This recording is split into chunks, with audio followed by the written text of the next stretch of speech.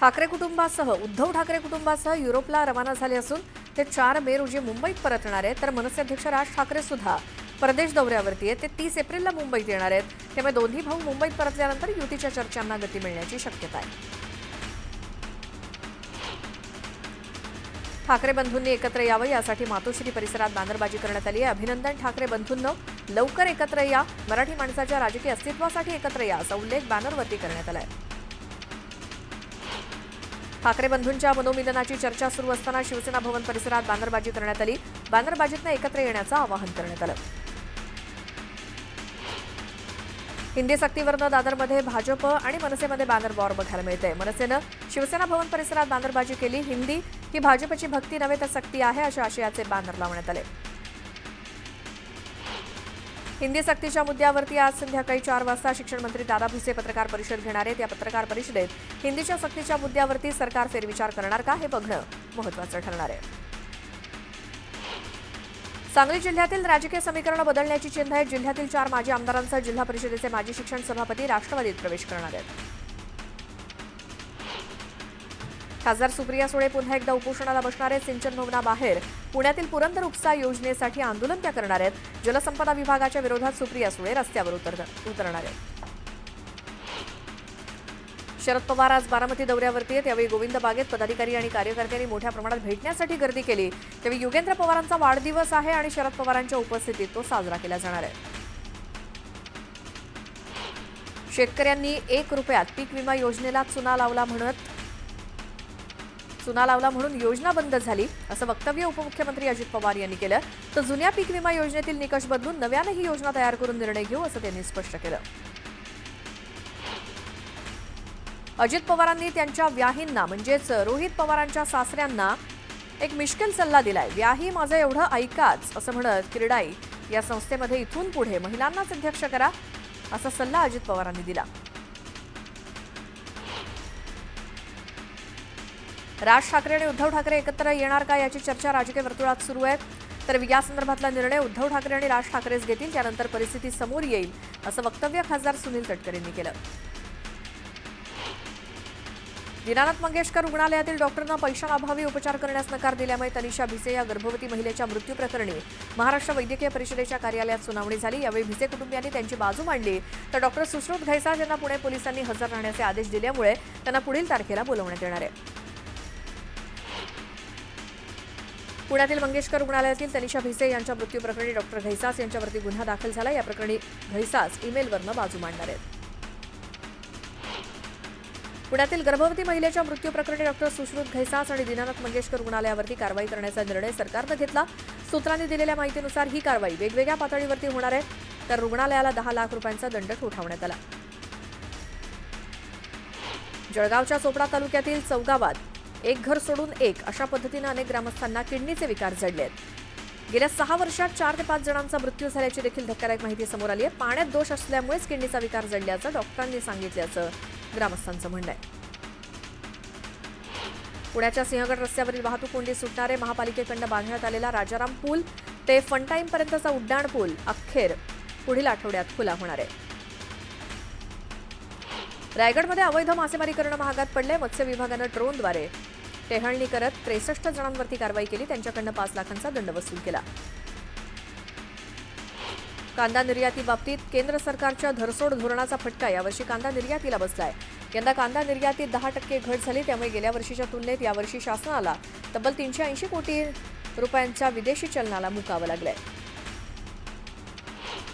मागील 6 दिवसांपासून छत्रपती संभाजीनगरातील तापमानात कमालीची वाढ झाली आहे. तापमानाच्या पाऱ्यानं 40 ओलांडली आहे. त्यामुळे माणसांचा प्राण्यांना देखील उन्हाच्या झळा सहन कराव्या लागत आहेत. म्हणूनच सिद्धार्थ उद्यानातील वाघोबांना आंघोळ घालण्यात आली.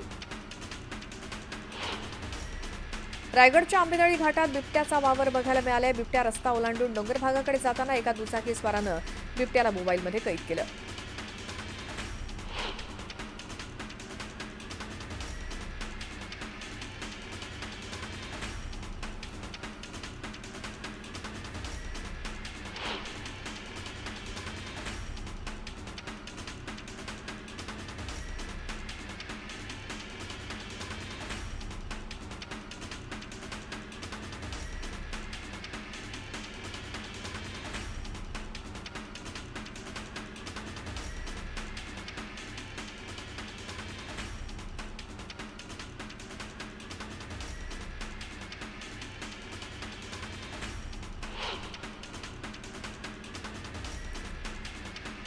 चिपळूणजवळच्या खेरडी ग्रामपंचायतीनं कर वसुलीसाठी कडक पावलं उचलण्यास सुरुवात केली. घरपट्टी आणि पाणीपट्टी थकबाकी वसुलीचा वेग वाढवलाय. थकीत कर्जदारांची नावं ग्रामपंचायतीच्या बोर्डावरती लावण्यात येणार आहेत.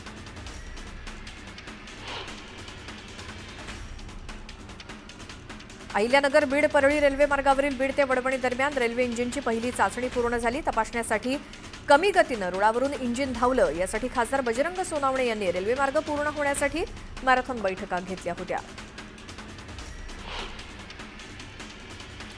धाराशिव जिल्ह्यातील बरमगाव तालुक्यातल्या शेतकऱ्यांकडे न्यायालयाचा स्पष्ट आदेश असून सुद्धा जमिनीची मोजणी करण्यात आलेली नाही. त्यामुळे संतप्त झालेल्या शेतकऱ्यांना प्राणांतिक उपोषणाला सुरुवात केली.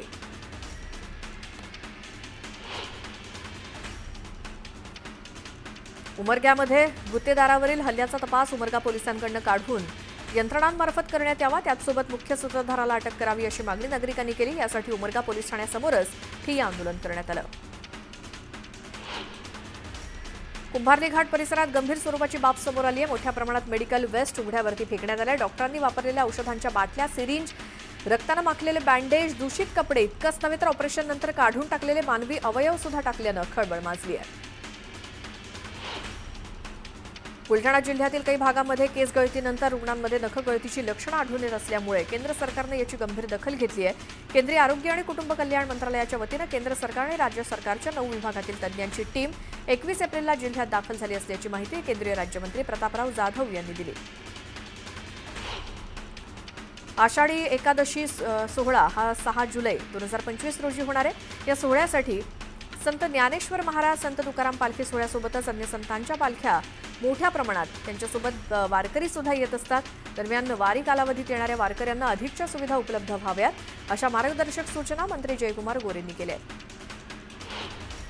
अलिबाग जिल्ह्यातील विविध भागात मार्च अखेरीस पिकलेली जांभळं मोठ्या प्रमाणात बाजारात विक्रीसाठी दाखल होण्यासाठी तयार झाली आहे. त्यामुळे जांभळं विक्रीसाठी शेतकऱ्यांना मोठा कालावधी मिळणार असून पहिल्या टप्प्यात चांगला भाव मिळण्याचा विश्वास उत्पादकांनी व्यक्त केला आहे. पुनर्रचित हवामान आधारित फळपीक विमा योजनेसाठी अर्ज केलेल्या सर्व शेतकऱ्यांसाठी ई पीक पाहणी करणं अनिवार्य करण्यात आलंय. 25 एप्रिलपर्यंत ई पीक पाहणी पूर्ण करावी असं आवाहन तालुक्यातील शेतकऱ्यांना कृषी विभागातर्फे करण्यात आलंय. वर्धा जिल्ह्यात कृषी विभागाच्या वतीनं खरीप हंगामाचं नियोजन करण्यात आलंय. बियाणांची टंचाई निर्माण होऊ नये म्हणून कृषी विभागाच्या वतीनं 69,987 क्विंटल बियाणांची मागणी केली आहे. या बियाणांचा वर्धा जिल्ह्याला मे महिन्यात पुरवठा होणार असल्याची माहिती मिळाली आहे. पिंपरी चिंचवडमध्ये म्हाळुंगे एमआयडीसीमध्ये पोलिसांनी वाहनं चोरणाऱ्या सराईत चोरट्याला अखेर बेड्या ठोकल्यात. सीसीटीव्ही कॅमेऱ्याच्या आधारे शोध घेत पोलिसांनी आरोपीला अटक केली. सांगलीच्या पलूस तालुक्यातल्या बुर्ली इथे मिरासो इनामदार या जवानाचा अपघाती मृत्यू झाला. 4 चाकी आणि बसची धडक होऊन झालेल्या अपघातात जवानाचा मृत्यू झाल्यामुळे गावासह परिसरात शोककळा पसरली आहे. अलिबागच्या नवेदर बेली इथे पाटील पती पत्नीचा भीषण अपघातात मृत्यू झाला. अपघातामुळे त्यांचा एकुलता एक मुलगा अनाथ झाला असून तो या मानसिक धक्क्यातून सावरलेला नाही. त्याच्या पालनपोषण आणि शिक्षणाचा देखील प्रश्न निर्माण झालाय. पवारगडाचे आमदार अभिजित पाटील यांच्या मालकीच्या धाराशिव कारखान्याला 1 कोटींचा गंडा घालण्यात आलाय. या प्रकरणी पोलिसांनी कारवाई करत 6 सायबर चोरट्यांच्या मुसक्या आवळल्या आहेत. चंद्रपूर शहर आणि परिसरात मागील काही दिवसांपासून चोरीच्या घटनांमध्ये वाढ झाली होती. अखेर पोलिसांनी चोरी करणाऱ्या टोळीवरती कारवाई करत 4 अटक केली. त्यांच्याकडून 5 लाखांहून अधिकचा मुद्देमाल जप्त केलाय. मावळातील तळेगाव दाभाडे शहरात चोरीच्या घटनांमध्ये दिवसेंदिवस वाढ होते. मुख्य बाजारपेठेतील काही दुकानं फोडण्याचा प्रयत्न चोरांनी केला असून ही घटना सीसीटीव्हीत कैद झाली आहे. सीसीटीव्हीच्या आधारे पोलीस आरोपींचा शोध घेत आहेत. जुना मुंबई पुणे महामार्गावरील तळेगाव खिंडीमध्ये ट्रॅक्टरवरील ताबा सुटल्यामुळे अपघात झाला. या अपघातात चालक आणि शेतकरी गंभीर जखमी झाले.